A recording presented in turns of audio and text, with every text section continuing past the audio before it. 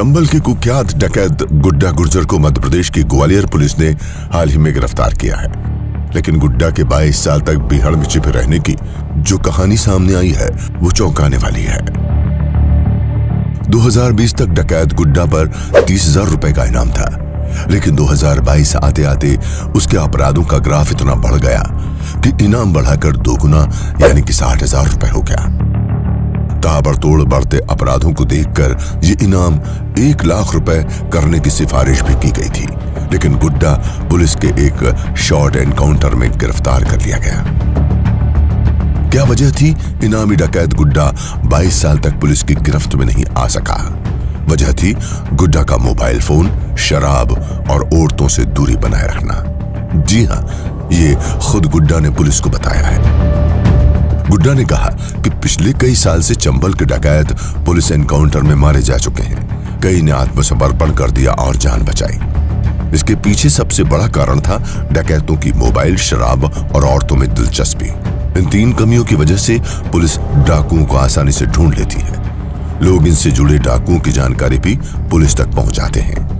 यहां तक कि डाकू निर्भय सिंह गुर्जर भी इसी वजह से मारा गया, क्योंकि पुलिस ने उसके अवैध संबंध और मोबाइल लोकेशन पर बराबर नजर रखी थी। गुड्डा इन सबसे दूरी बनाकर बीते 22 सालों से बीहड़ में छिपा रहा और पुलिस के हाथ नहीं लगा। आखिरकार सीएम शिवराज सिंह ने दृढ़ संकल्प और सख्त निर्देशों के चलते वो कानून की बेड़ियों में जकड़ा गया। डकैत गुड्डा गुर्जर का कहना था कि उसने दूसरे डकैतों के जीवन से सबक लिया। जो गलतियां उन्होंने की वो उसने कभी नहीं दोहराई। सबसे पहले उसने पुलिस के मुख्य हथियार सर्विलांस सिस्टम से बचना सीखा। उसने कभी मोबाइल फोन का इस्तेमाल नहीं किया। संपर्क करने के लिए वो अपने पास डायरी में मोबाइल नंबर रखता था। डकैत गुड्डा गुर्जर का मानना है कि जिस तरह जिन्न की जान तोते में होती है, ठीक वैसे ही हर डकैत की जान उसके मोबाइल फोन में होती है। डकैत गुड्डा गुर्जर ने यह भी बताया कि बिहार में उसने कई विषम परिस्थितियों का सामना किया।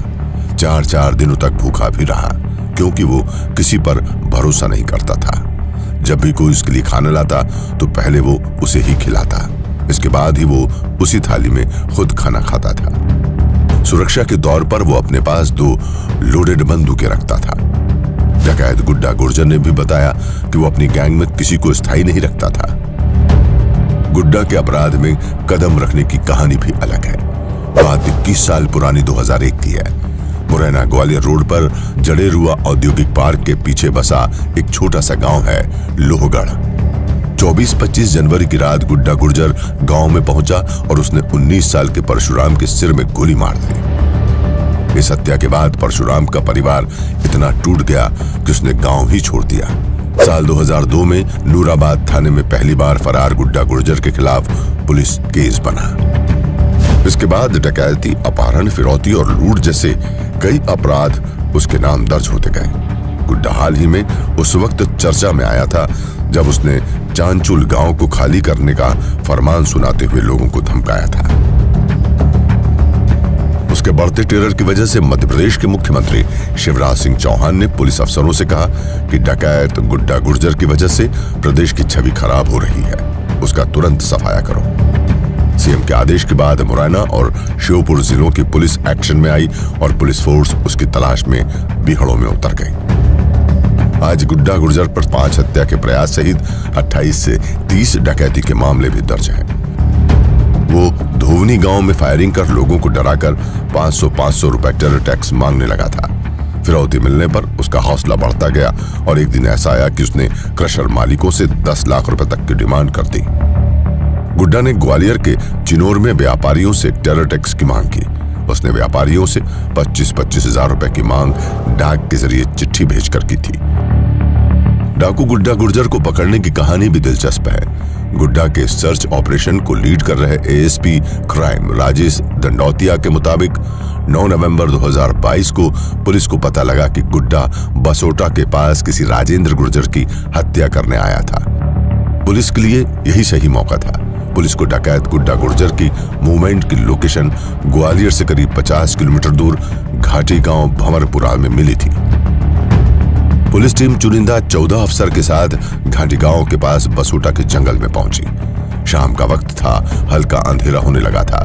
तभी पुलिस का सामना गुड्डा गुर्जर की गैंग से हो गया। जवान अलर्ट पोजीशन में आ गए। इसके बाद पुलिस की ओर से जवाबी फायरिंग की गई। करीब 1.25 घंटे तक पुलिस की डकैत गुड्डा और उसके गुर्गों से पुलिस की मुठभेड़ चलती रही। इस बीच एक गोली डकैत गुड्डा के पैर में लगी। पुलिस ने सर्च किया तो गुड्डा लंगड़ाते हुए दिखा। उसे गिरफ्तार कर लिया गया। उसके पास से एक 315 बोर की राइफल बरामद की गई। शॉर्ट एनकाउंटर में घायल गुड्डा को लेकर पुलिस की टीम ग्वालियर के जया आरोग्य अस्पताल पहुंची। यहां इलाज के बाद डकैत को ट्रॉमा सेंटर के रूम में शिफ्ट किया गया। पुलिस ने एक दिन पहले गुड्डा गुर्जर की भतीजी प्रीति गुर्जर को गिरफ्तार किया था। पुलिस का कहना था कि प्रीति अपने चाचा डकैत गुड्डा गुर्जर को अनाज, खाने पीने का सामान और कारतूस देने जा रही थी। रात के वक्त उसे पकड़ा गया। वो अकेली थी। उसके बाद पुलिस ने गुड्डा गुर्जर के बड़े भाई पप्पू गुर्जर, भतीजे यशवीर और भाई के साड़ू भाई को भी गिरफ्तार कर लिया था। जेल जाने के बाद ग्वालियर चंबल के बिहड़ों में वांटेड रहा डकैत गुड्डा गुर्जर ईश्वर की शरण में पहुंच गया। पुलिस गिरफ्त में आने के बाद गुड्डा का अधिकांश समय जेल में बने मंदिर में बीतता है। यही नहीं, जेल के दूसरे कैदियों को भी वो अपराध न करने की सलाह दे रहा है।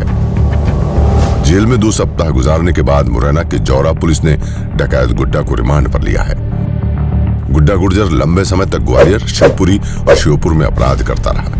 17 नवंबर 2021 को उसने अपने से 30 साल छोटी लड़की के साथ शादी की डिमांड रखी।